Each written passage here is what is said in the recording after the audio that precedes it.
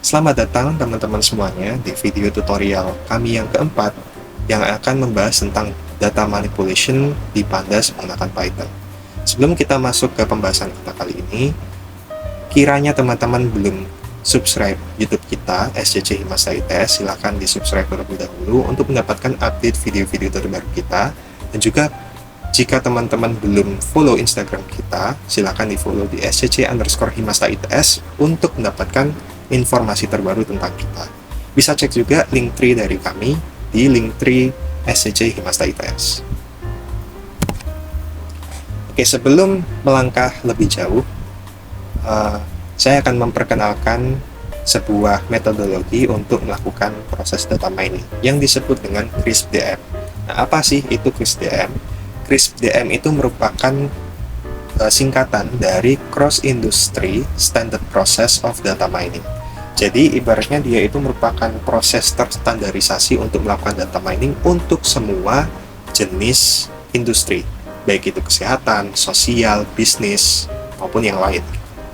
Ya, jadi CRISP-DM ini dimulai pertama-tama dari business understanding terlebih dahulu. Di sini kita harus tahu apa sih latar belakang kita melakukan studi kita, tujuan dan juga manfaat itu kita harus outline di dalam proses ini. Lalu selanjutnya, karena kita sudah mempunyai fondasi yang baik tentang business understanding kita melangkah ke data understanding. Di mana di data understanding ini kita akan mencoba untuk mengambil data. Nah, di mengambil data ini, itu sebetulnya tidak secara harfiah mengambil data ya. Bisa jadi kita mengumpulkan data sendiri melalui sampling dan juga sensus, ataupun bisa mengambil langsung dari sistem ataupun melalui survei. Jadi macam-macam caranya. Dan karena business understanding dan data understanding ini panahnya ada dua, artinya kita bisa aja menyesuaikan business understanding berdasarkan data yang kita punya. Jadi misalkan data yang kita punya ini tidak bisa menjawab tujuan yang ada gitu. Kita bisa ubah business understanding-nya supaya kita bisa melakukan analisis sesuai dengan yang kita punya. Atau juga bisa sebetulnya business understanding-nya yang data understanding-nya yang mengikuti business understanding. Jadi kita menambah data lagi. Nah, setelah data understanding selesai, ya, di data understanding itu kita melakukan diagnostik dan sebagainya. Kita melihat kualitas datanya, apakah ada missing value, apakah ada kualitas data yang kurang, gitu. Maka selanjutnya kita lanjut ke data preparation. Nah, di data preparation ini kita akan mencoba untuk mentransformasi data yang sebelumnya kita rasa itu kurang gitu. Misalkan di situ ada missing value, kita bisa atasi dengan cara berbagai macam cara. Misal ada outlier, kita bisa atasi dengan berbagai macam cara juga. Misalkan ada yang nggak sesuai, kita juga bisa atasi itu. Misalkan kita butuh untuk transformasi supaya modelnya lebih baik, kita bisa lakukan itu juga di data preparation. Nah, kalau misalkan teman-teman perhatikan di situ juga panahnya itu ada dua di modeling, yang artinya ketika model kita itu belum sesuai, kita bisa mencoba untuk melakukan data preparation lagi, biasanya melalui transformasi. Nah, setelah modeling selesai, kita langsung ke evaluation. Sebetulnya untuk data mining tidak harus sampai modeling, jadi untuk data visualization itu beberapa sudah ada yang cukup, tapi di sini dicontohkan dengan modeling, kemudian modeling masuk ke evaluasi. Nah, dari evaluasi bisa dilanjutkan ke business understanding lagi. Kita mencoba untuk menjawab tujuan-tujuan kita berdasarkan evaluasi modelnya. Ataupun kalau misalkan teman-teman menggunakan model machine learning, kita bisa langsung melakukan deployment supaya model machine learning kita bisa diterapkan di dalam sistem. Oke, di sini adalah tipe CRISP-DM. Ada yang horizontal slicing dan vertical slicing. Sebetulnya ini hanya tentang bagaimana sih cara untuk membagi tugas-tugas, terutama ketika kita punya beberapa analisis yang berbeda. Jadi fitur yang ada di bawah sini itu merupakan analisis-analisis yang berbeda. Jadi misalkan fitur 1 itu tentang churn, fitur kedua itu misalkan tentang RFM, fitur ketiga itu tentang sesuatu yang lain. Nah, horizontal slicing itu adalah kita melakukan business understanding, ya berarti antara semua fitur itu sedang melakukan business understanding semua. Bedanya dengan vertical slicing itu adalah di vertical slicing ini ibaratnya kayak kita melakukan analisis secara ad hoc gitu. Jadi antara fitur itu tidak berkorelasi atau independen gitu. Nah, mana yang lebih baik dari kedua hal ini? Dilansir dari Data Science PM, vertical slicing itu lebih baik karena mencegah redundansi dan juga ketika kita bekerja dalam tim, pembagian di vertical slicing ini lebih oke, lebih jelas pembagiannya karena tahu orang-orang mana saja yang mengerjakan fitur 1, orang-orang mana saja yang mengerjakan fitur 2 dan sebagainya. Jadi pembagiannya itu lebih jelas semuanya. Nah, untuk sesi kali ini kita akan belajar tentang data manipulation, di mana di data manipulation ini kita akan belajar tentang data understanding dan juga data preparation. Pertama, kita akan melakukan diagnostik dan dilanjutkan dengan beberapa penanganan dari diagnostik tersebut. Oke, saatnya kita study case menggunakan Google Colab. Untuk semua resources yang kita gunakan pada study case ini, teman-teman bisa akses di kolom deskripsi di bawah. Oke, saatnya kita study case menggunakan Google Colab. Oke, kita akan masuk ke dalam praktik dalam melakukan data manipulation menggunakan pandas di Python. Nah, pertama-tama kita akan masuk ke persyaratannya terlebih dahulu. Untuk melakukan manipulasi data dengan pandas, teman-teman harus memahami terlebih dahulu fungsi dasar dari Python dan mengetahui fitur-fitur dasar dari Python Notebook, terutama Jupyter Notebook ya. Selain itu, teman-teman diharapkan sudah menginstal beberapa modul ini. Ini ada modul NumPy, yaitu adalah modul semua tentang array. Jadi NumPy ini digunakan untuk menghandle array. Kemudian pandas ini merupakan modul untuk menghandle sebuah data frame. Jadi sebuah data itu dihandle oleh pandas. Kemudian untuk teman-teman yang nggak pakai Google Colab, jadi ngerannya di Jupyter lokal, mungkin akan membutuhkan OpenPyXL, di mana ini adalah sebuah syarat untuk menjalankan pandas dalam read file Excel. Kemudian teman-teman juga perlu untuk menginstal modul sklearn atau scikit-learn untuk melakukan data engineering. Sebetulnya scikit-learn ini lebih dikenal sebagai modul untuk melakukan machine learning, tapi dia sangat berguna juga untuk melakukan data engineering karena ada API untuk melakukan itu. Oke, yang pertama adalah kita akan connect terlebih dahulu. Di sini aku udah connect ya. Kemudian kita import modulnya. Nah, Google Colab dan juga Python itu biasanya sudah tersedia modul bawaan dari pandas ataupun NumPy. Jadi ketika teman-teman import biasanya sudah bisa, tapi kalau misalkan belum bisa, teman-teman tinggal pip install aja seperti ini. Bisa langsung di bisa langsung di collab-nya. Kalau misalkan ini gagal, bisa ditambahin tanda seru di depannya. Kemudian baru teman-teman mau install modul apa. Kemudian kalau misalkan mau upgrade nih, tinggal ditambahin upgrade aja kayak gini. Oke, karena di sini sudah terinstall dan sudah terinstall yang paling baru, maka aku tinggal langsung import aja. Oke. Pertama, untuk melakukan data understanding, kita pastinya harus tahu data itu seperti apa. Kita harus load dulu. Nah, kalau di Colab itu kita bisa menggunakan salah satu dari dua cara yang populer ini. Yang pertama adalah upload dataset. Jadi untuk cara upload datasetnya tinggal di drag ke sini, ataupun juga bisa menggunakan yang upload, tombol upload ini. Nah, kemudian yang kedua caranya adalah menggunakan Google Drive. Mungkin aku akan berikan cara yang menggunakan Google Drive dulu.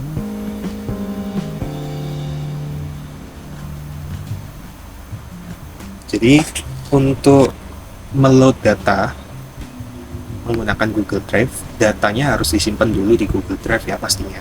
Di sini aku akan menggunakan file ekstensi yang CSV seperti ini. Ada dua data, jadi memang kita menggunakan dua data pada studi kasus ini.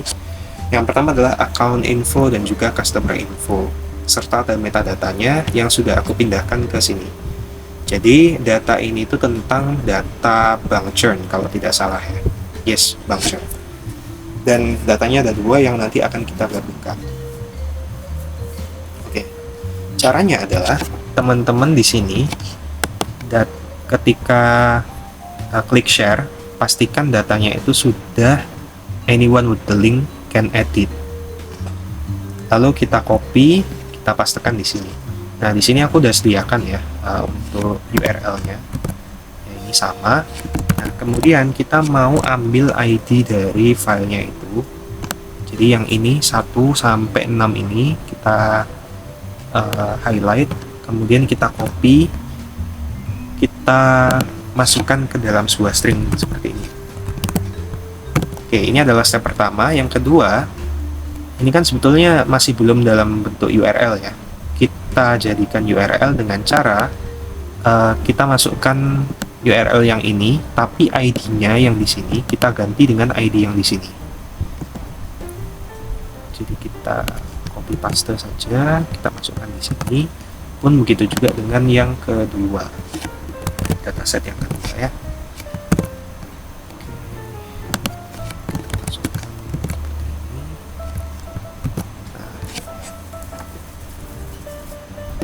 Misalkan kita jalankan, harusnya bisa.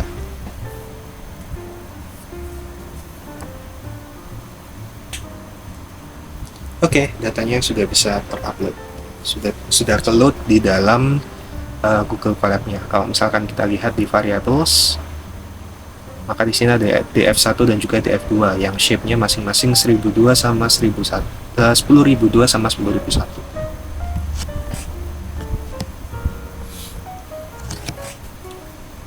Oke, sekarang kita akan melakukan load data menggunakan upload data. Di sini sudah aku sediakan code-nya untuk melakukan itu. Jadi karena data kita itu sebetulnya bentuk awalannya itu dari sebuah Excel ya teman-teman. Jadi untuk read data dari Excel itu kita tinggal ganti CSV yang di sini menggunakan Excel. Kemudian karena di dalam Excel-nya itu ada dua sheet. Yang pertama ada sheet namanya customer info dan sheet account info. Maka di sini untuk df1-nya kita gunakan sheet name-nya yang itu dan sheet name keduanya yang berbeda juga. Nah, cara untuk upload datanya tinggal di-upload aja. Tinggal di-drag kayak gini. Oke, sudah ter-upload ya.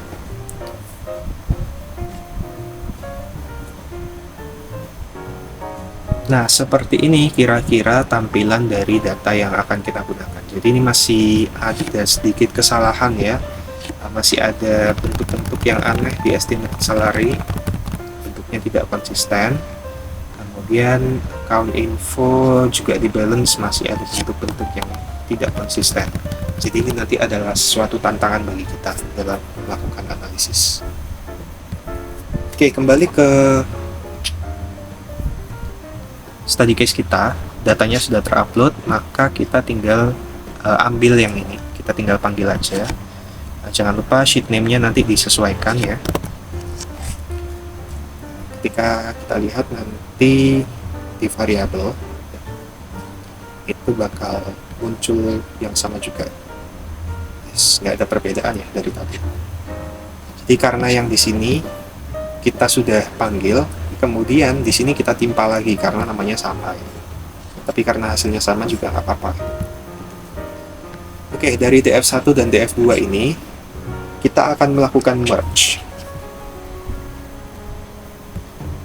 Nah, konsep merge ini dia itu sama dengan konsep join di SQL. Jadi buat teman-teman yang sudah dapat manajemen basis data pasti tahu apa itu join di SQL.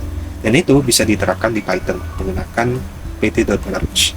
Jadi pd itu adalah singkatan dari pandas ya. Di sini kan aku tadi itu import pandas as pd. Pd itu merupakan singkatan dari pandas. Jadi ketika aku panggil pandas, aku tidak perlu susah-susah memanggil semua namanya pandas gitu. Aku tinggal panggil aja pd, kemudian aku panggil sebuah metode yaitu merge.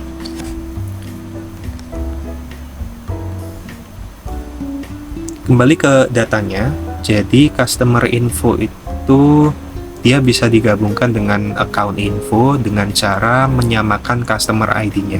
Jadi customer ID itu kalau berdasarkan metadata dia adalah ID yang unik. Jadi kita bisa gabungkan dengan customer ID. Nah, untuk beberapa argumen di merge, untuk yang pertama tentunya adalah tabel sebelah kiri, kemudian ada tabel sebelah kanan. Kita akan melakukan join berdasarkan apa kalau di sini customer ID, dan cara kita joinkan di sini aku menggunakan inner join.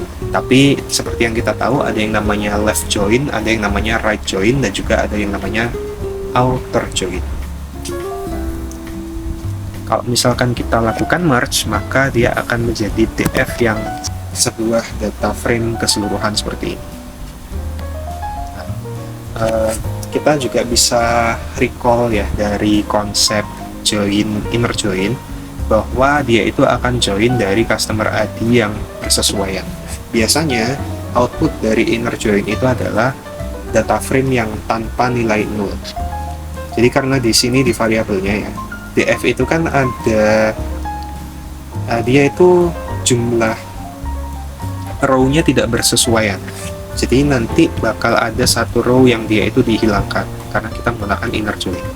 Kalau misalkan kita menggunakan right join, mungkin dia akan ada nilai nolnya karena di sini DF2 ada kelebihan satu data. Tapi itu nggak masalah, kita akan melakukan inner join aja untuk studi kasus ini. Nah, selain menggunakan merge, cara untuk menggabungkan data kita juga bisa menggunakan concat ya. Jadi concat ini digunakan untuk menggabungkan data secara column wise, jadi disampingkan atau di row wise, artinya ditumpuk gitu. Nah, aksis sama dengan 0 ini untuk penggabungan baris, sedangkan aksis sama dengan 1 itu untuk menggabungkan kolom. Kita bisa anggap kalau 0 itu kan biasanya baris ya. Kayak indeks kalau di sebelah di pertama itu pasti untuk baris, dan indeks kedua biasanya untuk kolom. Nah, ignore indeks sama dengan true, dia akan mengatur ulang indeks pada penggabungan baris. Jadi ini juga dia tidak akan menggabungkan indeks dari DF1 dan DF2, cukup menggunakan satu indeks saja. Jadi ini adalah contoh kalau misal kita mau menggabungkan secara vertikal, artinya kita menggabungkannya itu berdasarkan kolom gitu. Coba kita lihat. Nah, dia ada 15 kolom. Dari DF yang awal itu kayaknya ada berapa kolom?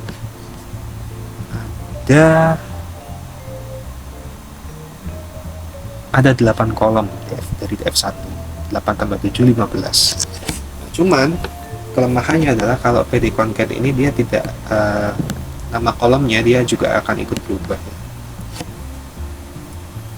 Untuk penggabungan secara vertikal, kemudian kita akan menggabungkan secara horizontal, artinya kita tumpuk gitu. Jadi kalau misalkan tadi itu ada 1002 kali 15 kolom, maka untuk ditumpuk ini kita akan mempunyai harusnya ya sekitar 20 ribuan dikali 8 kolom. Coba kita cek ya.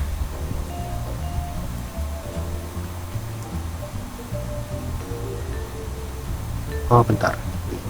Oh, ini sama-sama aksis 1. Coba kita optimal. Nah, ini.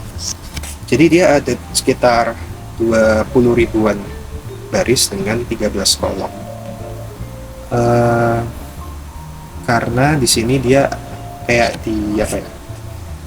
digeser gitu. Jadi ini untuk bagian DF1, yang bagian sini adalah bagian untuk DF2. Kita bisa ignore indeksnya sama dengan true, karena kalau misalkan kita ignore indeks sama dengan false ya, defaultnya sepertinya false, dia akan membuat indeksnya itu di sini punyanya DF1, kemudian di sini punyanya DF2. Jadi bukan sampai 20.003. Coba kita set ignore indeksnya sama dengan true. Nah, dia baru akan membuat indeksnya itu sampai sejumlah datanya itu sendiri. Nah, ini berguna concat ini kalau misalkan teman-teman tahu gimana cara untuk teman-teman sudah tahu data yang teman-teman pakai itu sudah sesuai gitu ya penggabungannya, itu bisa langsung pakai paket. Tapi kalau misalkan ada ID-nya, saya sarankan pakai merge saja karena lebih tidak redundant.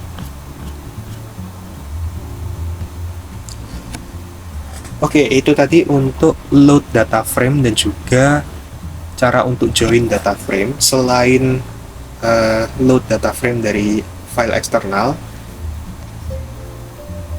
teman-teman bisa buat data frame sendiri. Jadi cara untuk membuat data frame adalah teman-teman tinggal bikin aja dictionary seperti ini, dimana ini key ya kalau misalnya. Key-nya itu adalah nama kolom dan value-nya itu adalah datanya yang kita bentuk sebagai suatu array. Nah, di sini ada banyak sekali kolom, ada nama, usia, kota, dan pendapatan. Lalu dari dictionary itu kita buat sebagai bentuk pandas objek data frame dengan cara pd.dataframe data1. Kalau kita jalankan, kemudian kita panggil df1, maka dia akan terbentuk seperti ini. Jadi sudah sesuai. Nah, ini cocok kalau misalnya teman-teman mau coba-coba aja. Nah, selain load data frame dari CSV dan juga Excel, sebetulnya pandas ini bisa mendukung format-format yang lain seperti JSON, TXT, dan banyak sekali file yang bisa didukung. Tapi beberapa memang memerlukan modul lain. Jadi contohnya ketika kita mau menganalisis file geospasial, jadi nanti menggunakan metode spasial, kita bisa menggunakannya dengan pandas, tapi kita butuh bantuan modul lain, yaitu adalah GeoPandas. Seperti itu. Selengkapnya tentang tipe-tipe format yang didukung bisa dilihat di sini ya teman-teman. Itu bisa dieksplor sendiri. Kita lanjut ke diagnostik. Oke, untuk diagnostik data ini kita akan melakukan diagnostik yang cukup sederhana. Kita akan melihat informasi umumnya dan juga kita akan deteksi apakah ada missing value dan juga duplikat. Oke, yang pertama kita akan lihat di informasi umum terlebih dahulu. Kita tadi sudah melihat data sebetulnya. Kita tadi sudah melihat data, tapi ada beberapa code yang dia itu digunakan untuk melihat data yang lain. Contohnya di sini adalah head.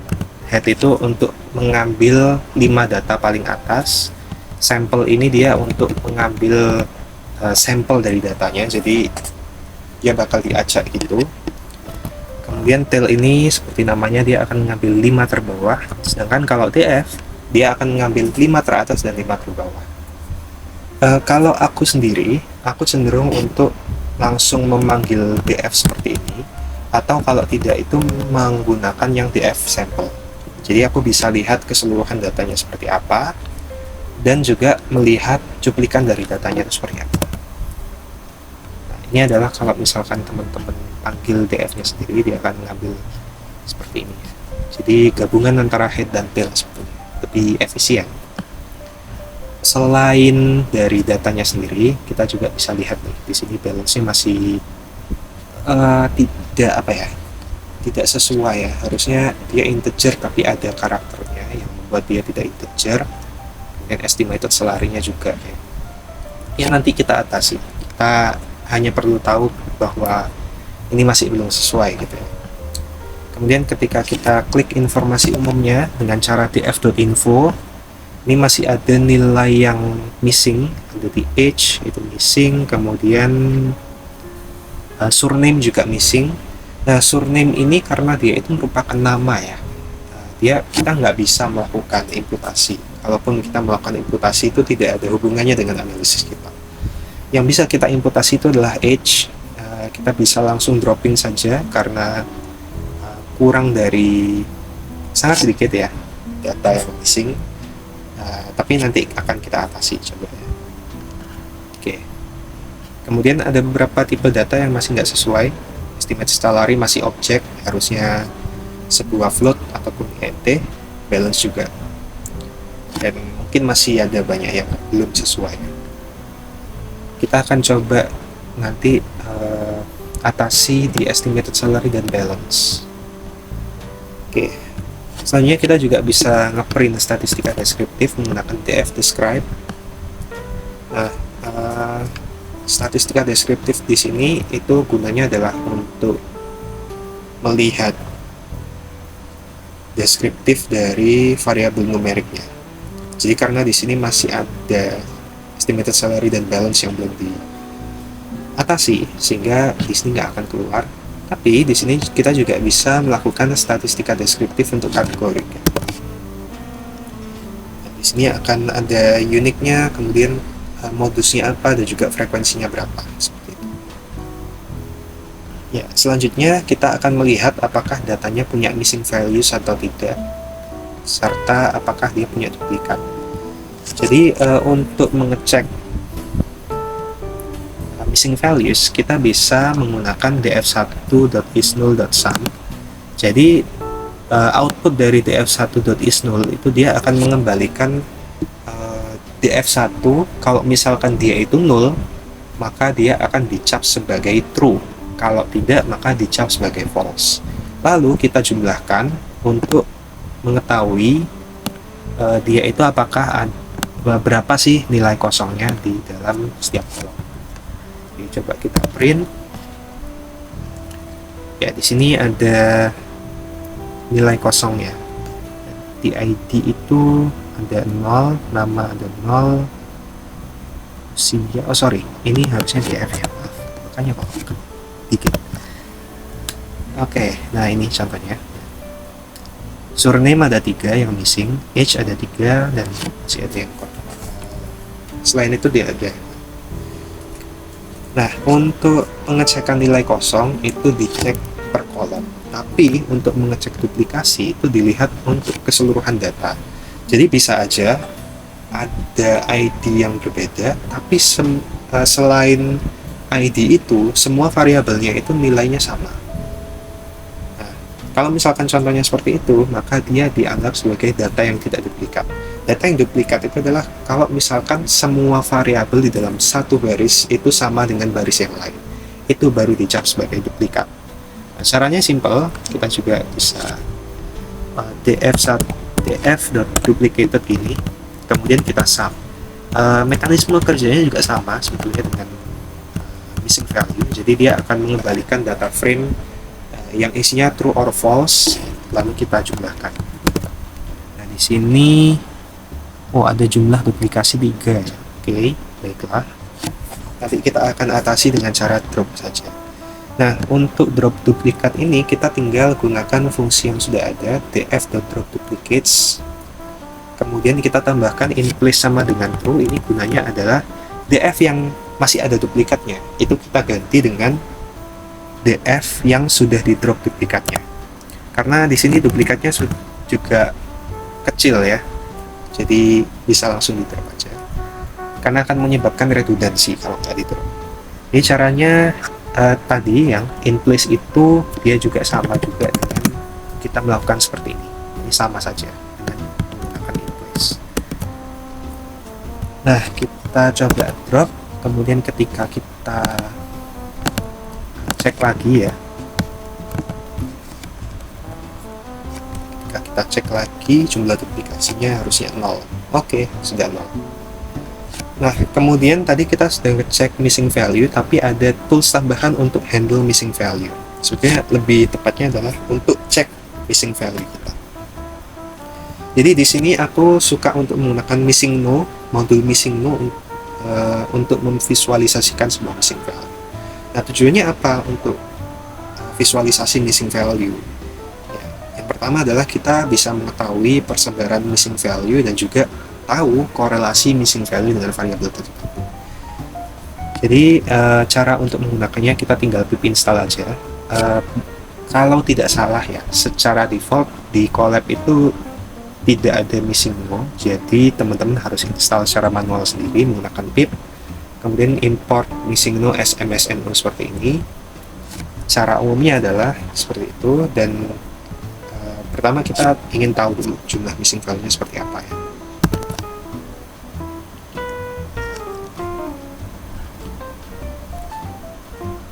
Oke, nah di sini dia akan membuat sebuah bar chart yang isinya itu adalah jumlah missing value-nya dalam bentuk bar chart seperti ini.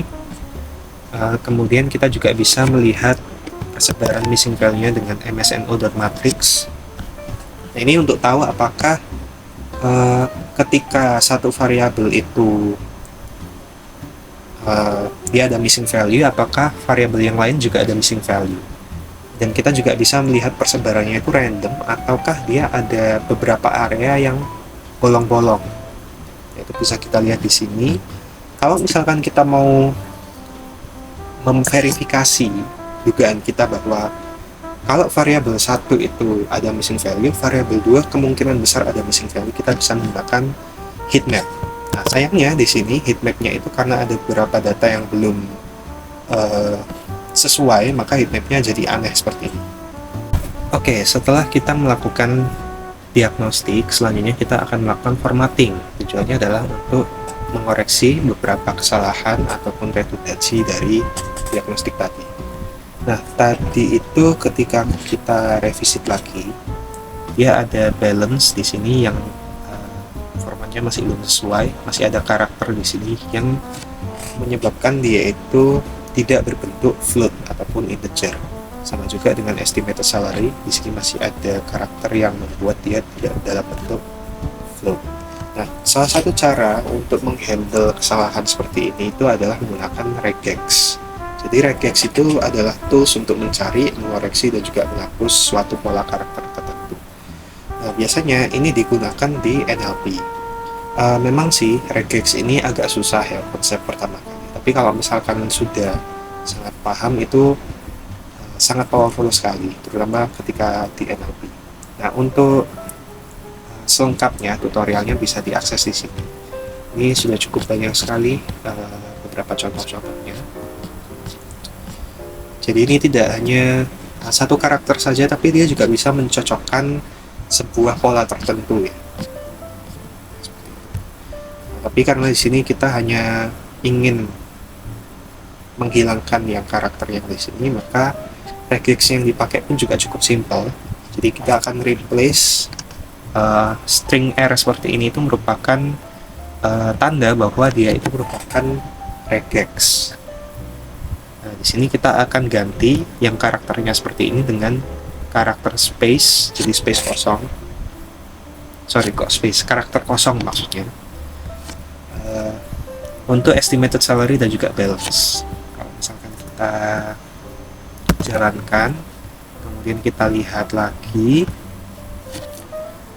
di DF itu dia tidak akan ada ini, dia tidak akan ada karakternya lagi, tapi dia masih belum dalam bentuk float ya, karena kita belum convert. Nah, selanjutnya kita akan convert data estimated salary dan balance ke integer. Kita akan menggunakan kita akan menggunakan S-type seperti ini, lalu kita ubah menjadi float ya. Jadi df yang di sini kita ubah, balance juga. Kemudian selain convert ke dalam bentuk variabel lain, kita juga bisa convert data kategorik yang misalkan di sini gender ini dia itu ada dua kategori, misalkan yaitu male dan female. Karena male dan female itu termasuk data nominal, artinya dia tidak punya urutan, kita bisa set ordernya sama dengan false, artinya tidak ada urutan. Nah, untuk data yang ordinal kita bisa set ordernya sama dengan true, kemudian kategorisnya kita urutkan mulai dari yang kecil hingga yang paling besar. Nah, ini cukup mudah. Kemudian juga ada convert ke dalam bentuk khusus pandas, jadi bentuk khusus pandas objek, yaitu pandas datetime seperti ini. Kalau misalkan memang tipenya itu seharusnya adalah tanggal gitu ya, atau tanggal dan waktu, kita bisa convert ke bentuk ini.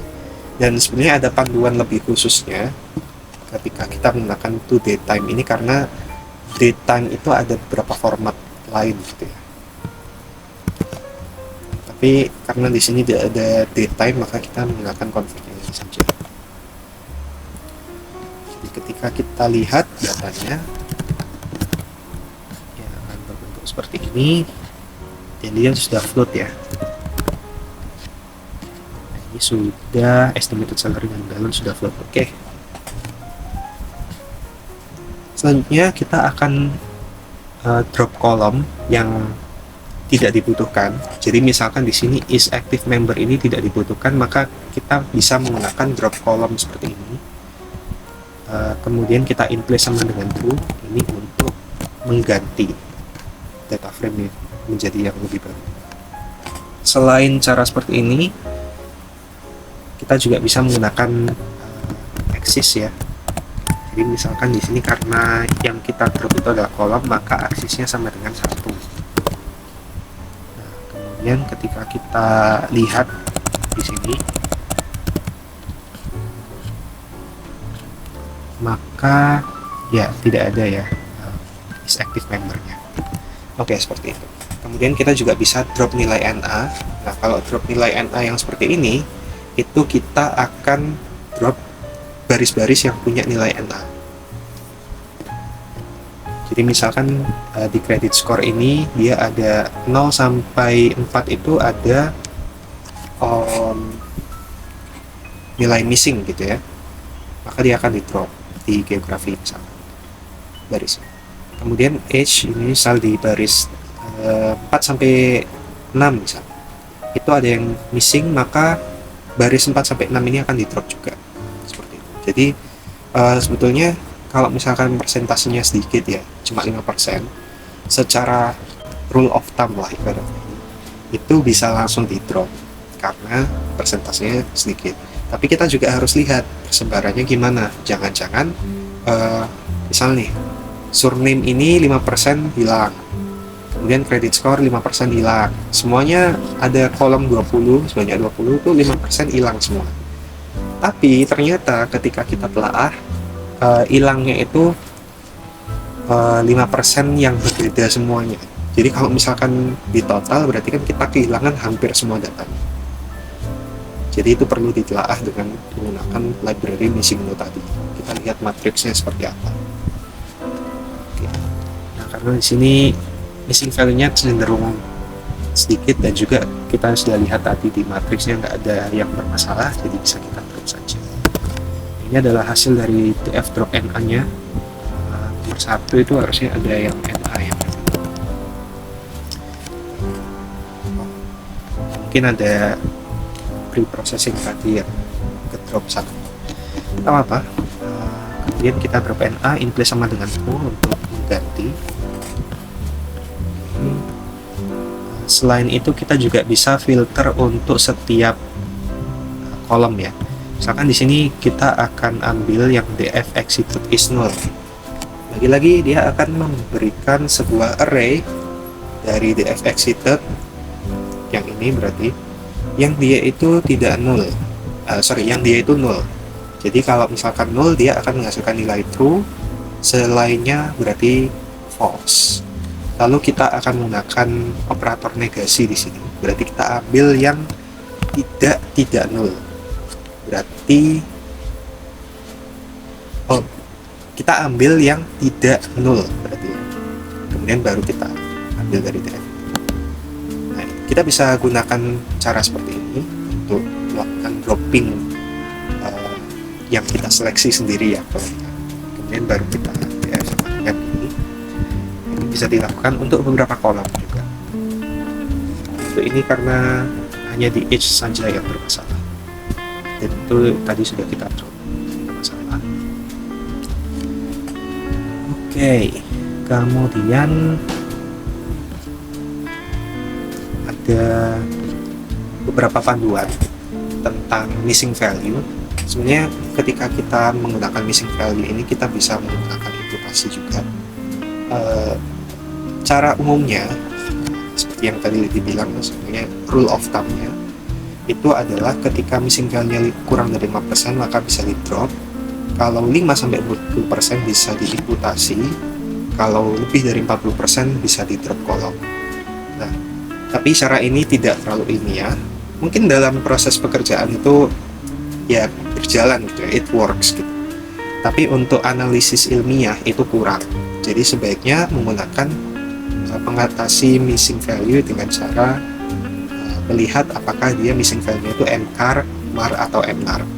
Kita bisa lihat penjelasannya di sini. Jadi kalau MCAR itu dia missing yang benar-benar random.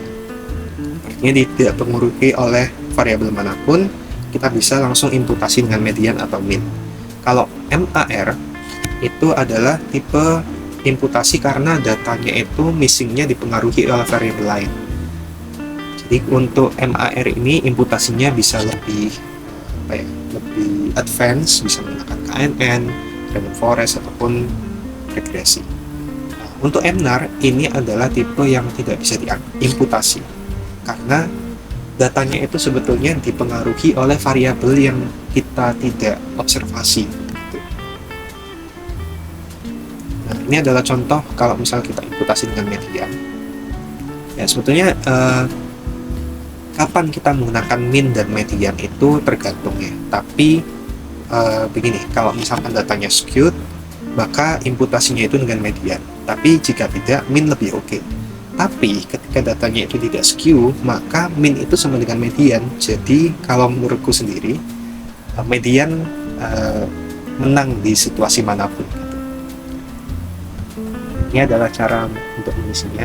Ini sudah ada fungsinya sendiri, yaitu fill NA. Dengan cara apa kita bisa pakai median dari DF1 pendapatan, misalkan seperti itu. Kemudian untuk imputasi MAR, ini adalah contohnya. Misalkan ya, seorang itu memiliki pendapatan 500.000, sehingga kemungkinan untuk dia punya investasi saham itu kecil kan, itu bisa dianggap sebagai nilai nol. Di sini kita bisa melakukan imputasi, contohnya dengan menggunakan KNN. Neighbors ini bisa di set defaultnya 5. Ini hanya untuk set, yaitu jumlah neighbornya berapa, kemudian kita fit transform ke DF, lalu akan kita cek missing value-nya seperti apa. Nah, KNN imputer ini dari modul sklearn API impute yang namanya KNN imputer. Nah, ini ada beberapa diskusi kapan kita menggunakan KNN imputer, RF imputer ataupun regression imputer. Ini ada artikel tentang komparasi performa metode imputasi dari berbagai dataset numerik. Kalau tidak salah, beberapa dataset yang digunakan ada CARS, kemudian MPG, dan sebagainya. Ya, jadi bisa dicek aja.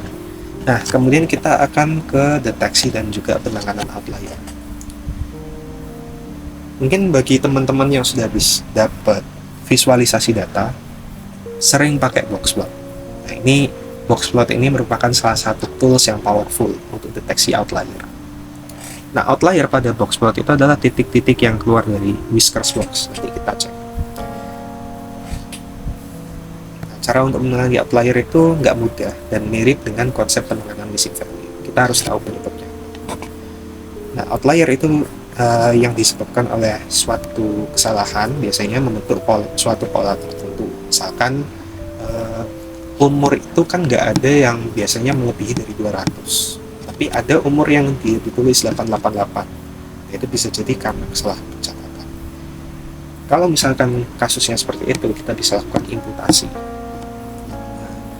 Ada juga outlier yang random, yang memiliki nilai yang sangat ekstrim, yang mungkin nanti akan menyebabkan bias ketika kita bikin model.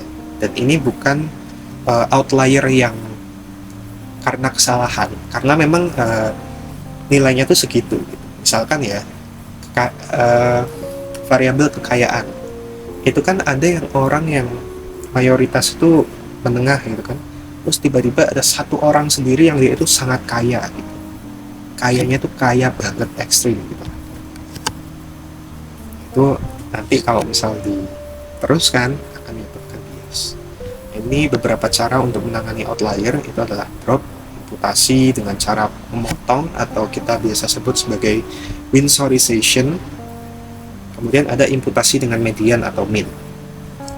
Tetapi beberapa cara ini yang umum ada konsekuensinya. Kalau drop ya tentu ada variabilitas yang nggak kita tangkap ya, variabilitas data yang tidak kita tangkap.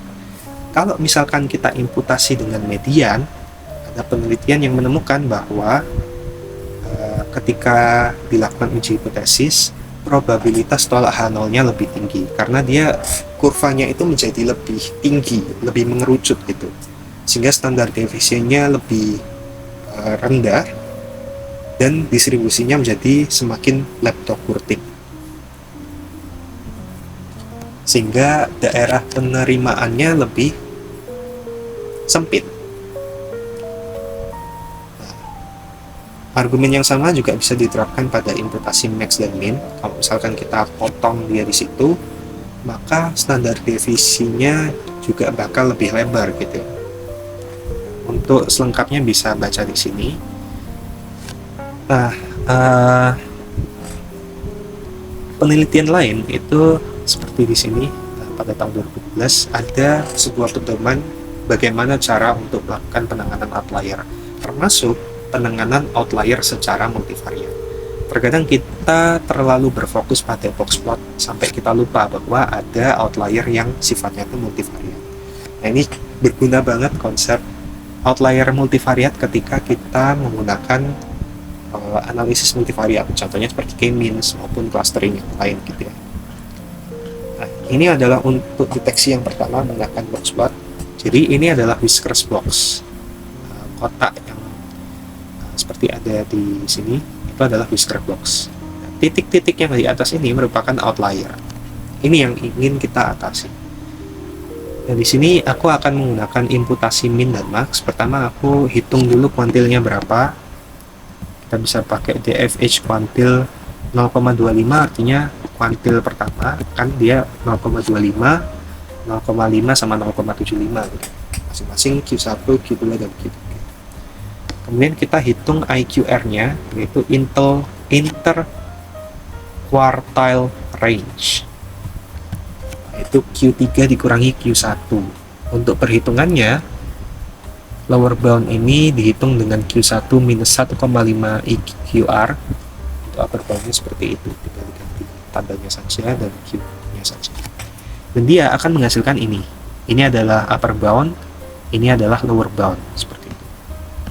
Nah, di sini karena kita melakukan binsorisasi, ketika datanya itu ada di luar whisker box ini, maka dia akan diimputasi menggunakan nilai upper bound. Kalau misalkan dia di bawah, diimputasi dengan lower bound.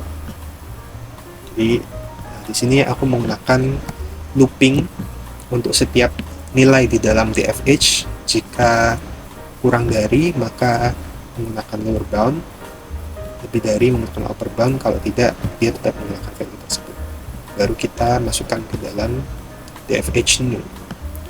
Ketika kita cek H new nya, dia tidak ada outlier lagi. Oke, kemudian kita masuk ke sort. Sort ini digunakan untuk mengurutkan data berdasarkan kolom tertentu. Misalkan di sini kita urutkan berdasarkan H new nya, ascending sama dengan true, artinya dia diurutkan dari nilai terkecil sampai terbesar ya. Oh, ini belum aku jalankan. Oke.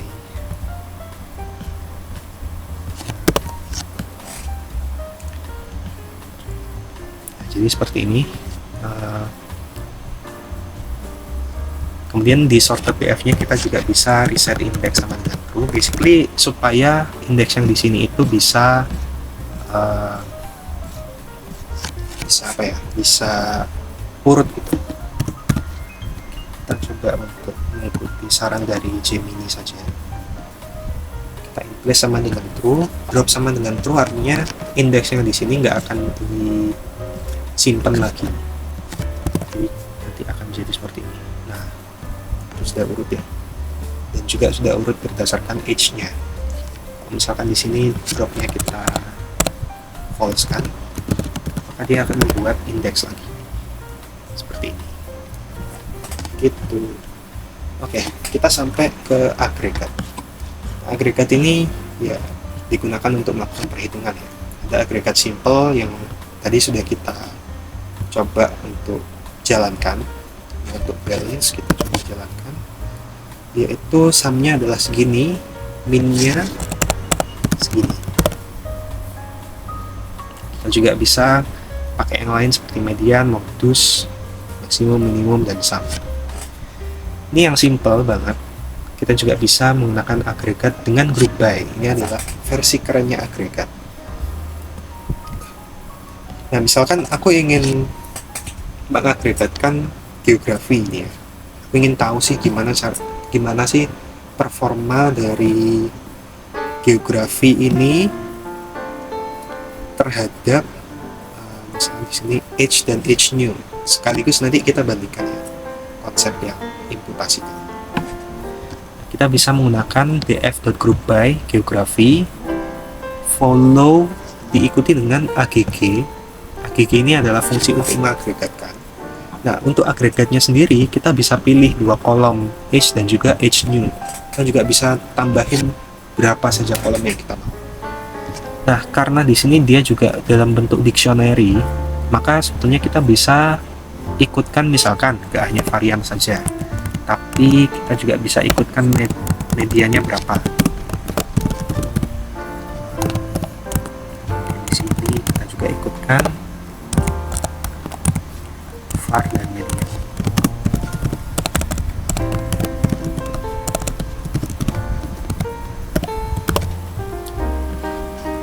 Nah, nanti jadinya seperti ini. Nah, reset index sengaja aku tambahkan karena kalau misalnya nggak di reset index maka dia ya ada space kosong gitu. Kita lebih baik pakai reset index gitu. Nah, ini geografinya untuk setiap tempat itu ada varian sama medianya sendiri, pun begitu juga dengan setiap kolomnya.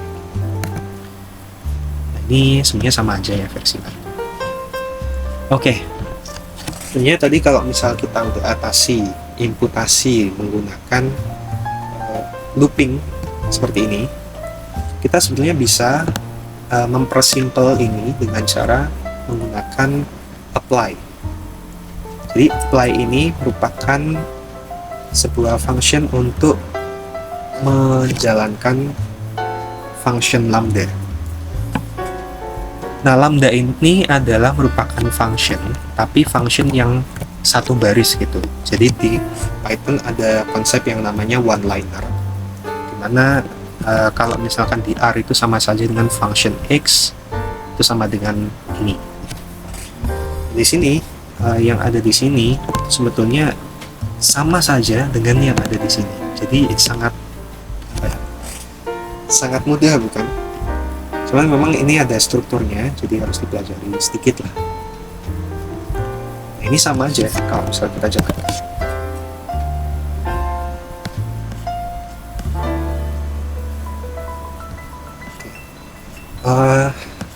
Terakhir itu adalah belum terakhir. Oke, selanjutnya adalah penggunaan lock dan iLock. Jadi untuk lock ini dia akan mengakses data hingga ke level elemen. Misalkan di sini df location ke 0, artinya dia mengakses row pertama dengan nama kolomnya itu adalah surname. Ternyata namanya itu adalah Hargrave. Kalau misalkan dia mengaksesnya itu berdasarkan integer, maka kita gunakan iLock atau integer location. Di sini kita menggunakan baris pertama dan kolom kedua ya. Ingat bahwa Python itu indeksnya selalu dimulai dari 0. Berarti di sini kolom kedua. Kalau kolom ke pertama nanti keluarnya ID-nya. Nah, seperti itu.